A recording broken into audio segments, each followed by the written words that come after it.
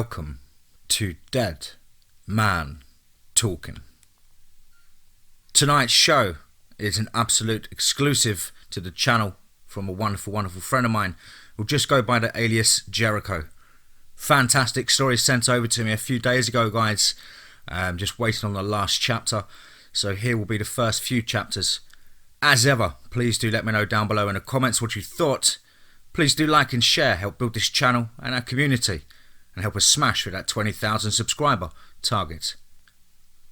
As ever, if you yourself have a story or an encounter you want to talk with me about or share on the show, you can do so by submitting a story or report at www.DMTForestofFear.com, or as usual at the email address, which is dmtforestofFear@gmail.com. Without further ado, let's get into tonight's story, entitled The Dire Pack. Let's get straight into that.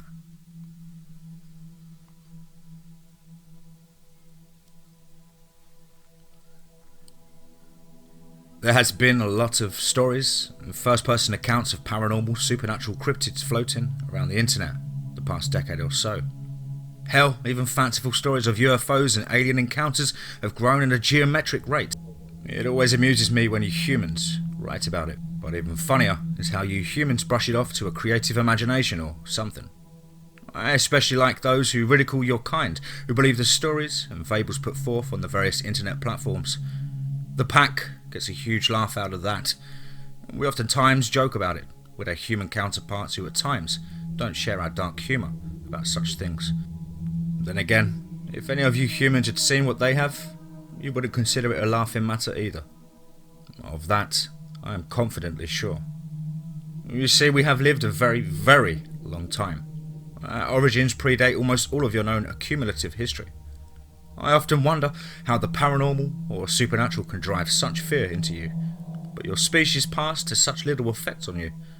In comparison, you're 1,000 times more bloodthirsty than any of us have ever been. Don't think so? Well, that's because of your cognitive disassociation with your own species' gory past. Throughout the centuries, we have worked closely with sympathizers of the plight of both the paranormal and supernatural from your kind. They have endeavoured to aid us in the protection of all that mankind would seek to dominate and destroy. And for that, many have been gifted by certain groups the choice to become what they are: vampire, werewolf, Sasquatch, dogman, skinwalker, and others save one, of course, the Wendigo. For they cannot be negotiated, bargained, or reasoned with. They are also our immortal enemy. Which brings us to why I am writing this little expose. More for our benefit than yours, really. As I'm sure most of you have noticed, more and more of your species has gone missing while trekking through the last vestiges of sustainable wilderness. Most, if not all of those who have gone missing to do so, for very specific purposes. Hunters, because they are a drain on the ever-shrinking food source to those that inhabit these lands. Others, some of whom are in fact rescued by our kind, yet spirited away by the governments to keep their secrets. Some who go on to live among us instead of returning to the horrors your world offers them, and some to replace what was taken from them by humans. You view all paranormal and supernatural species as though they are the monsters from your books and films. This is hardly the case. Only a small number rely on humans as a form of sustenance. Take the vampire, who has been so wrongly condemned by humans. To date, more humans have died by your own kind than by vampires. And those who actually existed and were written about were vilified rather unjustly.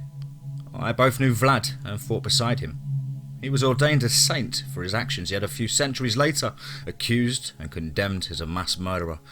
And you also willingly believed Stoker's yarn riddled with gross inaccuracies. What would you say if I told you both vampire and human fought side by side to stop the Turkish slaughter that was upon them? That both lived in relative peace and harmony before and after the war till that ungodly book was written? And you humans were manipulated by both that and your church to turn your backs on a once great and noble ally. You have made a mockery of all they have done to your secure future. It was the same thing with the werewolf, or loup-garou, and lichen, if you wish. They were too once revered by humans. They fought and protected you. Yet once again your kind saw fit to turn them into the same. With the jaguar people of Latin America, exactly the same circumstance. You allowed your fear and superstitious nature to segregate you from once friends and allies to mortal enemies. A small number of your tribes resisted this, but eventually followed suit. The Native Americans shared a peaceful cohabitation with the forest people, or Sasquatch as you currently call them. But when a cannibalistic subspecies came down out of the north, they severed all ties, though some didn't and continued to share the land. There are quite a few small communities that know of and protect the existence of such beings as well. And for that, we all protect these pockets of humanity from external threats from both your world and ours. Case in point, on the outskirts of Boulder, Colorado, existed a good-sized pack of werewolves. One evening, a group of bikers rolled in and started causing all manner of problems for the townfolk. The pack was alerted by one of its juvenile members and quickly went to the town's aid. Upon their arrival, both the pack and the humans forced the bikers to leave, though they did so grudgingly and not without some tinily veiled threats. The pack could have left well enough alone, but instead stalked and annihilated the threat, all under the watchful eyes of 2 sheriff deputies sent to keep an eye on them. To this day, no one from that town will speak of it, for fear the pack would be hunted down and killed. Those are the kind of humans we, all of us, would gladly give our lives to protect, and that's but one instance. Locals are seldomly harmed by those in our world. Most times, it is those humans that warn us of strangers and outsiders. They vet them, of course, to find out their intentions, and we reciprocate. When someone from our world gets close to their proximity normally, there'll be a meet and greet by a local sass or lichen, or whatever species inhabits the area, with a new corner, and the rules explained to them. But once in a while, they come across a rogue or dreaded Wendigo, and that's where we come in. And yes, we have dealt with the occasional human as well to answer that question.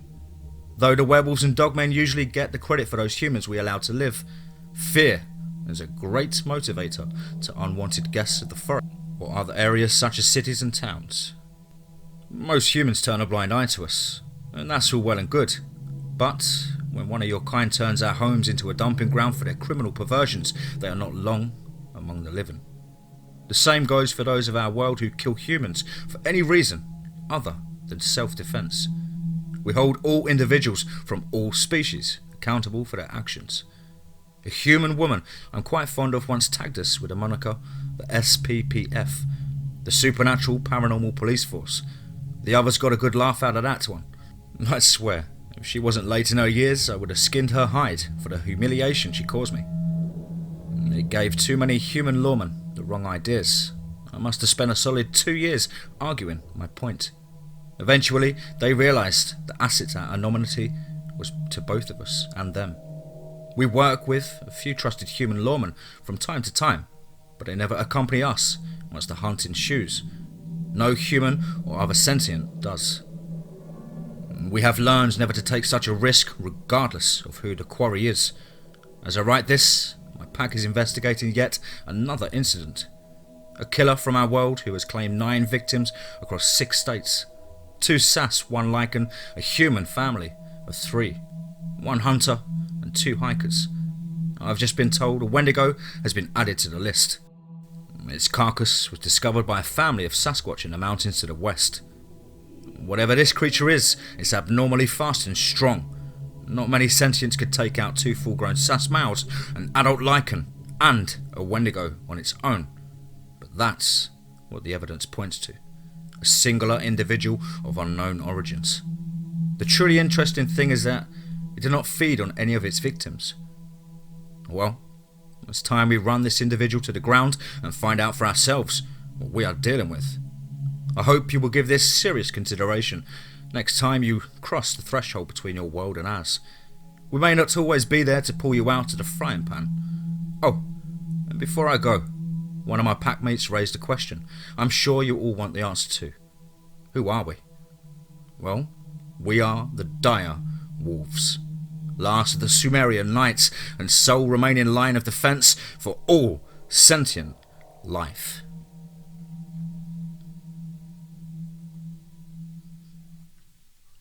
The Dire Pack, Part 2.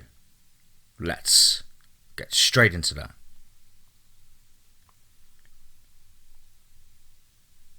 Well, it seems many of you on this message board have read my previous post. I must say your response was quite predictable. Doubters, naysayers, skeptics and degenerates, your mindless prattle means little to me. Insult us all you like, one day you'll know the truth. I bet you were expecting a very different response, weren't you? No matter your words and whether or not you believe us is insignificant at this point.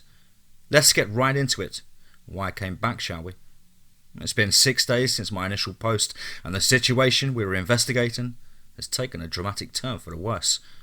2 nights ago, we caught up with a creature. Sorry, that's as best a description I can give you at the moment. Our initial insight on this thing were not wrong. It is indeed very, very fast, with incredible strength. It brushed us aside as though it were shooing a pesky insect away from its face. Our blades had little effect when we could actually cut the damn thing.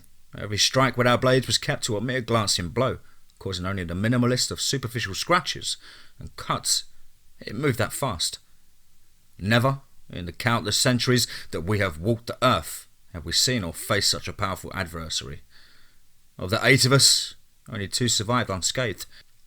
We're pretty beat up at the moment, but I put the word out to avoid this thing at all cost. And while I could probably give more detailed description of it here, I won't. Let's just say those who need to know in fact do, as of now. At least it has the ability to communicate, although even saying that is putting it mildly. It seems very determined to reach a certain location, and nothing and no one, including my pack, seems capable of stopping it. I have 2 packmates tailing it as we speak. It knows they are there, yet pays them no mind. The rest of us are holed up with a group of sasses in the mountains, seeing our various wounds till we regenerate enough to face this creature again. It hasn't killed anyone else as of yet, and then again, the other scientists are avoiding contact at all costs. Now that we have this scent, it will be easy to find. Taking it down, well, that's another matter entirely. We have enlisted the aid of anyone who might have the knowledge or history of the creature. Thus far, we have come up empty-handed. Its path is taking it towards the southwest. We caught up with it in Missouri, and after our brief intervention, it continued on. It doesn't appear to be in a hurry, almost like whatever it wants and is after. It wants it to know that it's coming. We plan to attempt a second intercept at the border of Colorado and Utah in 3 days' time. One of our human counterparts has gotten his hands on a plane for us to use. So far, we've managed to keep this thing from the government's notice, though the deaths of the humans is drawing a lot of attention. We're going to attempt a more in-depth conversation with the creature in the hopes of finding out where it came from and what it wants. Several of the other sentient species have asked to have a member accompany us, and to be honest, we're considering it. We're in uncharted territory here, so proceeding with caution. All options as of this moment are on the table. The sasses, werewolves, dogmen and vampires are massing in case we fall. It will be up to them to stop the creature should we fail to do so. Several of our human friends have suggested we alert the government, and while it does mean the potential for more help, it also means exposing ourselves to your world and those in it who would otherwise view us as all a threat, and then attempt to purge us from existence. Your government simply cannot be trusted. They can't even agree on the simplest of subjects. I'll not see the others rounded up and destroyed because of your foolish, superstitious beliefs. We, all of us, humankind included, may be heading in that direction regardless. So, if I don't return, know we all did our best to stop the approaching apocalypse. Many of the other sentient species believe if we are able to prevent this, it might bring about the past relationships they once had with humans. And while I don't exactly share this sentiment, I am hopeful it brings about some changes, good ones, that benefit all. I honestly don't think humans are ready to know about or acknowledge they aren't the only sentient species on the planet. In the past it was easier for all involved, But in this day and age, I hold out little hope of peaceful resolution. We're simply better off without you knowing. I understand many of you will feel differently, but look at how your own leaders treat you.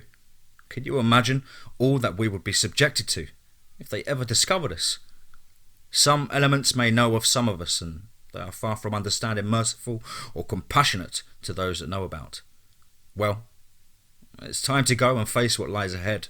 Whatever happens, I hope at least some of you have come to understand that this changes your perception and those you share this world with, and can see it in yourselves to adopt the outlook of those humans who have worked with us over the many eons to preserve the peace and cohabitation we have had these many long centuries. But I warn you, should any of your kind, especially your government, seek to enslave us, as you have done with yourselves, you'll find yourselves in a fight for your very existence. No quarter will be given to those who seek to turn us into lab rats or our extermination. I'll let you marinate on that for a bit. Wish us luck.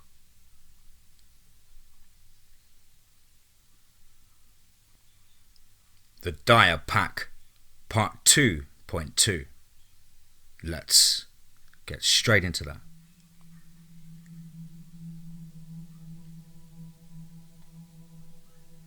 Update. Boy, have a certain group of you humans really pissed off the Alpha. He's barking mad at the moment, so I thought I would sit and inform him with you while he blows off some steam. Let's get right into that, shall we? The Pack and a select group of chosen representatives from the other sentient species intercepted the, well, let's just call it the Taurian for now. Now apparently, a group of humans thought it was wise to splice two very distinct DNA strands together. From what Taurian told us, it was some kind of government-funded cross-species genetics experiment that either went very wrong or very right, depending on your involvement in such a thing. Taurian explained as much as was possible to us through what limited information Taurian had on the experiment. It became evident the scientists grossly underestimated Taurian's capabilities, leading to Taurian escaping the lab, an overall facility where Taurian was kept. Now, apparently, the scientists treated Taurian rather harshly and were in fact attempting to kill Taurian prior to escaping. Taurian killed many of the scientists and guards in the escape. The hunter who was shot at Taurian meets a similar fate. As for the family and the hikers, Taurian was curious and only sought to observe them, but was not as inconspicuous as one should have been, and was once again met with hostility and aggression by both, leading to their unfortunate deaths as well. It was the same with the others who had died. It became evident to us Taurian has little understanding of the outside world, having been only exposed to those in the lab and their numerous atrocities. To anyone, Taurian would appear to be human, at least until attacked. Then Taurian takes an entirely different form, one none of us is familiar with. It is in this form we first made contact with, and since our intention wasn't exactly peaceful, one Taurian defended itself, quite well, I might add. The more Taurian communicated, the angrier we all became. It was a close call. You see, Taurian is an incredibly strong empath, among other things, and sensed our outward signs of anger and aggression, but knew it wasn't focused on itself, but those responsible for this mess. We've taken Taurian into a kind of protective custody, if you will, till all of this can be sorted out. Since there seems to be no form of government intervention into this we are taking the lead with. Taurian is adamant about getting to a location in Utah, so that's where we are heading. We're explaining about the various life forms, and that's what Taurian calls us, that inhabit the earth. It has a thirst for knowledge, and has communicated at length with not only the Pack but other sentient species as well. It has apologised for the killing of the human family, the two hikers, the Sasses and Werewolf. None of us would accept the apology for the Wendigo. This confused Taurian till we explained the creature to it in depth. We asked if Taurian knew what its biological makeup was or what genetic splicing was used to create it. It knew neither of these things. It kept mainly to its other form, which doesn't give an outward appearance of sexuality, and its human form, which we only saw from time to time, and at a great distance, it was inconclusive. We have tried convincing it to change to its human form, but it doesn't yet know if it can trust us, as we have closely resembled those humans who kept it in captivity. I guess the old adage, trust must be earned, applied to this unique situation. Our alpha and our human counterparts have been going at it for the last hour or so. There is widespread disagreement among the various species on how to proceed further, and the pack is caught squarely in the middle. While each one has the highest respect for the pack and know exactly what we are capable of, all of them want to say in any decisions made about what to do with Taurine. Both the Sasses and the Werewolves are very leery about Taurine being on their lands unescorted, and have gone so far as to request a trial of sorts for the deaths to their kind. The pack is walking a fine line at the moment, but that can't be helped. Both have had members of their species captured by humans in the past, so they're sympathetic to Taurine's current predicament. But that doesn't negotiate how they feel right now. We have asked for a more accurate location that Taurine wants to go to in Utah, but it just points and communicates that direction. The vampires have been of ambient help to the pack, allowing us to use their network of safe houses while we travel west. They have offered to take Taurine in and accept responsibility for it, but thus far, both Taurine and the Alpha have graciously refused. It sounds as if a heated debate is taking place at the moment. The humans are here with us. They are worried their government may have a way to track Taurine and could soon come to require it, by force if necessary. This has caused the current status of the discussion to take on a very serious tone. The pack at the current have taken up position between the Taurine and the others as they took this out. It appears the pack might be on its own on this one. We're going all fine with that. We always did work better without any of them being physically involved in the hunt, if that's what this is. I tried to keep you updated, but that's where we are, for now at least. Ta-ta, for now. Jericho.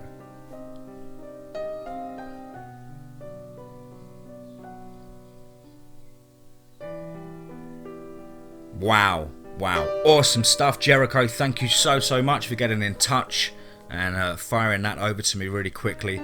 Looking forward to a even better next chapter. As ever, guys and girls, please do let us know down below in the comments what you thought. Please do like and share and help build this channel and community smash for our 20,000 subscriber special. Big shout to all of the cabin family. And as ever, remember, be safe, not sorry.